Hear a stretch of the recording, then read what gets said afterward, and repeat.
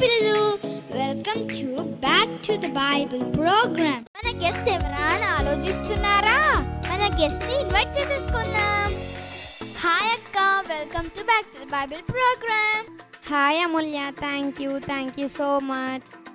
అక్క, మీ పేరు, మీ ఊరు తెలుసుకోవచ్చా? తప్పకుండా అమూల్య, నా పేరు కంటే నన్ను అందరూ చిన్నది అని పిలుస్తారు. అవునా అక్క, మీ ఊరు పేరేంటక్క? మా దేశం పేరు ఇస్రాయేలు. నేను ఇస్రాయేల్ నుంచి వచ్చాను కాబట్టి అందరూ ఇస్రాయేలు చిన్నది అని పిలుస్తారు. మీ పేరుకి మీ దేశం పేరు ఎందుకు యాడ్ చేశారక్క?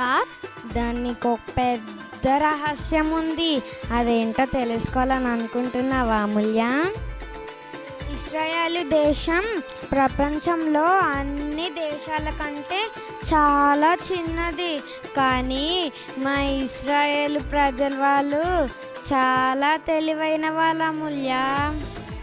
అవునా అక్క? అవునమూల్య, ఉన్న చిన్న స్థలంలోనైనా ఎన్నో అద్భుతాలు సృష్టించారు. అంతేకాదు సైంటిఫిక్గా ఎన్నో కాంట్రిబ్యూషన్స్ ప్రపంచానికి అందించారు.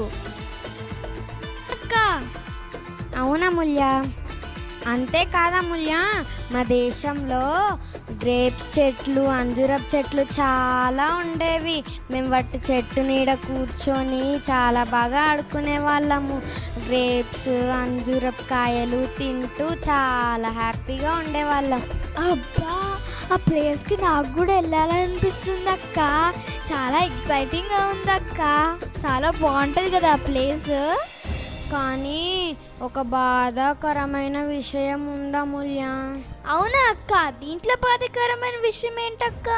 మేమందరం ఒకరోజు సాయంత్రము ఆడుకుంటుంటే మా దేశానికి ఎనిమీస్ వచ్చేసారు. అవునా అక్క?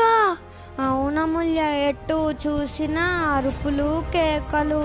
నేనేమో మమ్మీ, డాడీ అని ఏడుస్తూ ఉన్నా, కానీ ఎవ్వరూ నాకు కనిపించలేదు. అవునా అక్క? ఇంతలో ఒక సైనికుడు వచ్చి, ఏయ్ ఇలారా అని అన్నాడు. నా చేతులు గట్టిగా పట్టేసుకున్నాడు. నేనేమో మమ్మీ, డాడీ అని చాలా ఏడ్చాను. అమ్మో అక్క, వింటుంటే నాకే భయం వేస్తుంది అక్క. చాలా ఇంత డేంజరస్ పొజిషన్ నువ్వు ఎట్లా ఫేస్ చేసావక్క? నువ్వు నిజంగా గ్రేట్ అక్క. ఆ సైనికుడు నా చేతులను గట్టిగా పట్టేసుకున్నాడు. నేను ఎంత వదిలించుకుందామన్నా నా వల్ల కాలేదు. నన్ను తీసుకెళ్ళి బండెక్కిచ్చేశాడు. అప్పుడు మమ్మీ, డాడీ అని బాగా ఏడ్చాను. ఇక చేసేదేం లేదని అమ్మ చెప్పిన యేసయ్య నాకు గుర్తొచ్చాడు. అప్పుడు నా మనసులో అనుకున్నాను, యేసయ్య నన్ను వీళ్ళు ఎక్కడో తీసుకెళ్తున్నారు, మీరు కూడా నాతో రండి యేసయ్య అని మనసులో గట్టిగా ప్రేయర్ చేసుకున్నాను. అవునా అక్క? ఇంత చిన్న ఏజ్లో అంత కష్టపడ్డావా అక్క? ఇంతకీ వాళ్ళు నేను ఎక్కడికి తీసుకెళ్లారక్క? నన్ను సరాసరి నయమాన్ అంకుల్ ఇంటికి తీసుకెళ్లారు. వాళ్ళ ఇంట్లో పని చేయడానికి నన్ను పెట్టుకున్నారు. పని చేయడానిక? బాబోయ్, మంచిగా ఆడుకునే నిన్ను తీసుకెళ్ళి పని చేయడానికి పెట్టుకున్నారా? మరి నీకు బాధ లేదా అక్క?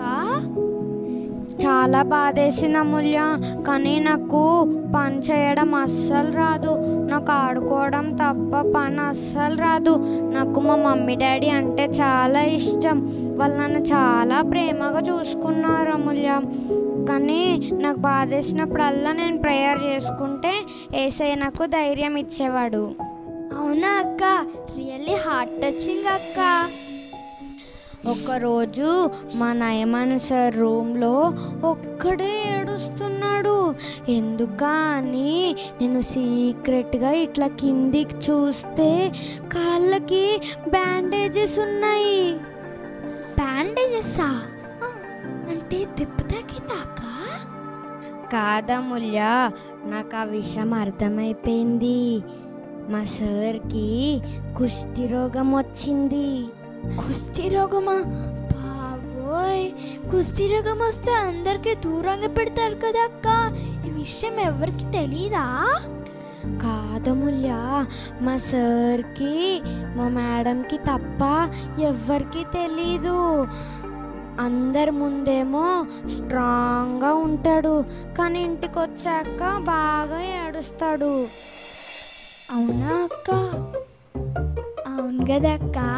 అప్పుడు నీకు ఇట్లా అనిపించింది కదా, వా మంచిగైంది, నన్ను మా పేరెంట్స్ దగ్గర నుంచి దూరంగా తీసుకొస్తావా, నీకు తిక్క కుదిరింది అని అనిపించింది కదా అక్క. కాదముల్య, అప్పుడు నేను అలాగా అనుకునేదాన్నేమో, కానీ యేసయ్య నా జీవితంలోకి వచ్చాక నేను మారిపోయానముల్య. అవునా అక్క? నువ్వు నిజంగా గ్రేట్ అక్క. యేసయ్య మన ఎనిమీస్ని క్షమించమన్నాడు కదా, నేను నన్ను బాధ పెట్టినా క్షమించి వాళ్ళకొక హెల్ప్ కూడా చేశాను. అబ్బా, నువ్వు గ్రేట్ అక్క. మనల్ని బాధ పెట్టే వాళ్ళని మనం క్షమించడం చాలా కష్టం కదా. అవునముల్య, అంత పరిశుద్ధుడైన యేసయ్య మనము ఎన్ని పాపాలు చేసినా మనల్ని క్షమిస్తాడు కదా.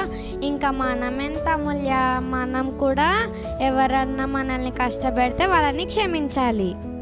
అవునక్క, మీ దగ్గర నుంచి మేము ఇది నేర్చుకోవాలక్క.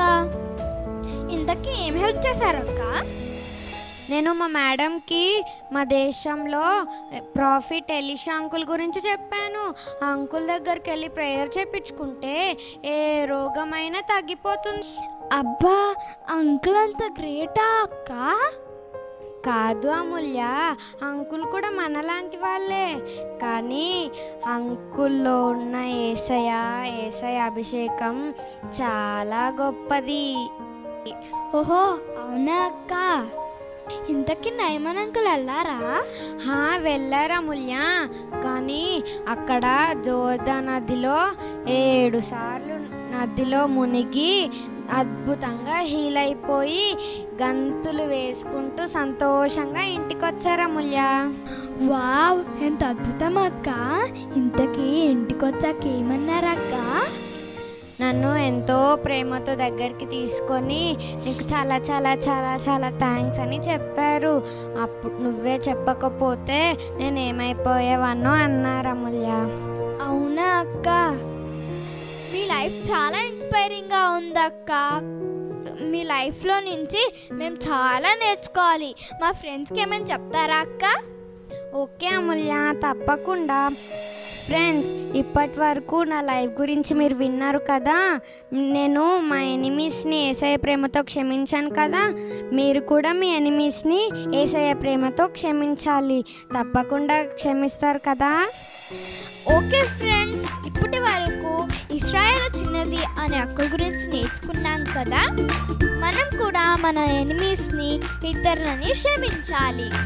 ఓకేనా? తప్పకుండా క్షమిస్తారు కదూ. ఓకే ఫ్రెండ్స్, ఈ ప్రోగ్రామ్ మీకు నచ్చింది కదా. మరిన్ని వీడియోస్తో మీ ముందుకు రాబోతున్నాం. So like, share, subscribe to our YouTube channel. Bye bye. అక్కకు కూడా బాయ్ చెప్తాం. Bye bye. Bye bye friends.